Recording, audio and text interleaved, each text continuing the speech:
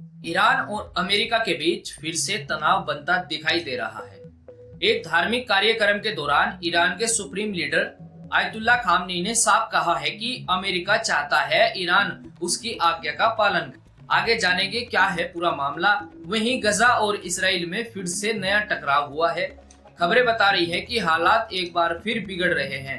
Israel की ओर से Yemen पर कार्रवाई की भी रिपोर्ट आ रही है और संयुक्त राष्ट्र ने जो गजा को लेकर स्थिति बताई थी उस पर अरब देशों ने क्या कहा है ये भी जानेंगे। आज की इस वीडियो में पिछले 48 घंटों में आई इन 4 बड़ी खबरों के बारे में आपको सरल और आसान भाषा में बताने की कोशिश करूंगा। उम्मीद है आप सब अच्छे होंगे।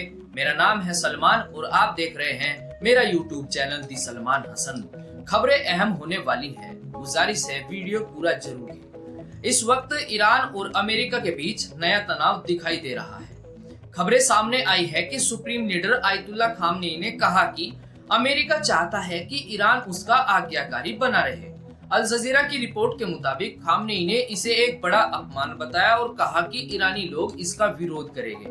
उन्होंने धार्मिक कार्यक्रम के दौरान कहा कि अमेरिका चाहता है कि ईरान उसके प्रति आज्ञा मानने वाला हो, लेकिन ईरान राष्ट्र अपनी पूरी शक्ति से उन लोगों के खिलाफ खड़ा होगा जो ऐसी उम्मीद रखते हैं। खबरों के मुताबिक खामनेई का कहना है कि जो लोग कहते हैं कि अमेरिका के खिलाफ खड़े मत हो और सीधे बातचीत करो, वे सिर्फ दिखावे की बात करते हैं। उनका कहना है कि यह मुद्दा अभी भी अनसुलझा है।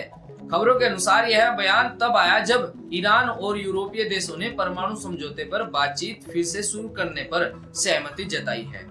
यूरोपीय देश फ्रांस, ब्रिटेन और जर्मनी ने चेतावनी दी कि अगर ईरान बातचीत में शामिल नहीं हुआ तो ईरान पर संयुक्त राष्ट्र के प्रतिबंध फिर से लागू किए जा सकते हैं।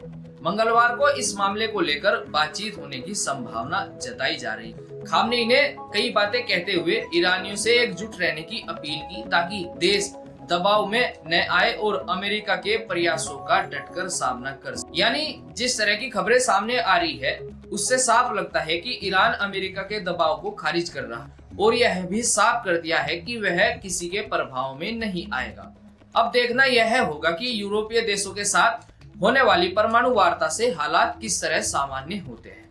खबरों में आगे बढ़ते हैं। खबरें आ रही है कि इसराइल ने यमन की राजधानी पर हवाई कार्रवाई।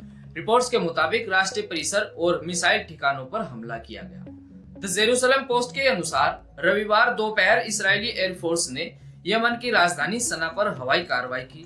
रिपोर्ट्स बताती है कि यह कार्रवाई हूतियों की तरफ से इसराइल पर किए गए बैलिस्टिक मिसाइल हमले के जवाब में की गई है। आईडीएफ ने इसकी पुष्टि की है कि इस कार्रवाई में 10 से ज्यादा विमानों ने हिस्सा लिया, जिन्होंने 2000 किलोमीटर से ज्यादा उड़ान भरकर कई घंटों तक ऑपरेशन चलाया। इस दौरान 30 से अधिक हथियारों का इस्तेमाल भी किया गया। कार्रवाई में यमन के राष्ट्रपति कॉम्प्लेक्स के आसपास का इलाका और वो जगह शामिल थी जहां हूतियों के बैलिस्टिक मिसाइल होने का शक। इसके अलावा और भी कई जगहों पर इस्राएली हमले हुए, जिनमें हिजाज और असर पावर प्लांट भी शामिल है। इस्राएली नेताओं ने कहा कि यह अभियान बंद नहीं होगा और कार्रवाई जारी रहेगी। वहीं गजा से जुड़ी कार्रवाई की भी खबरें सामने आ रही है। रॉयटर्स की रिपोर्ट के अनुसार इस्राएल ने गजा सिटी के बाहरी इलाकों पर जोरदार कार्रवाई की और सख्त रुख जारी रखने की बात भी कही है। रिपोर्ट के मुताबिक इस्राएली विमान और टैंकों ने शनिवार से रविवार रात भर गजा सिटी के पूर्वी और उत्तरी बाहरी इलाकों पर हमला किया, जिस कारण कई इमारतें और घर नष्ट हो गए। कार्रवाई का सबसे ज्यादा असर जैतून और सेजिया इलाकों में बताया जा रहा है। इस्राएली नेताओं ने कहा कि यह अभियान बंद नहीं होगा और कार्रवाई जारी रहेगी। दूसरी तरफ संयुक्त राष्ट्र और अन्य कई एजेंसियां कह चुकी है कि गजा में बड़ी समस्या और अकाल जैसी स्थिति बनी हुई है।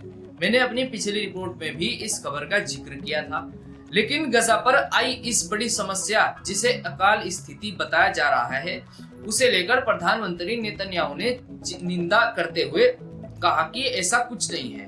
प्रधानमंत्री कार्यालय द्वारा जारी बयान में कहा गया है कि आईपीसी की जो रिपोर्ट गजा को लेकर आई है वह सही नहीं है और इस बात का हवाला दिया कि टकराव के बीच गजा में मानवीय सहायता दी गई है।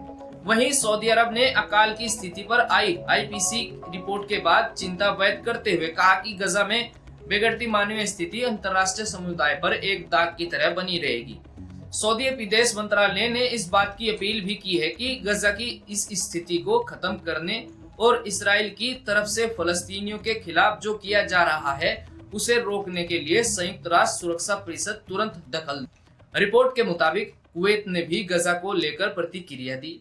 विदेश मंत्रालय ने बयान जारी कर कहा कि इसराइल की नीति अंतर्राष्ट्रीय कानूनों का बड़ा उल्लंघन है।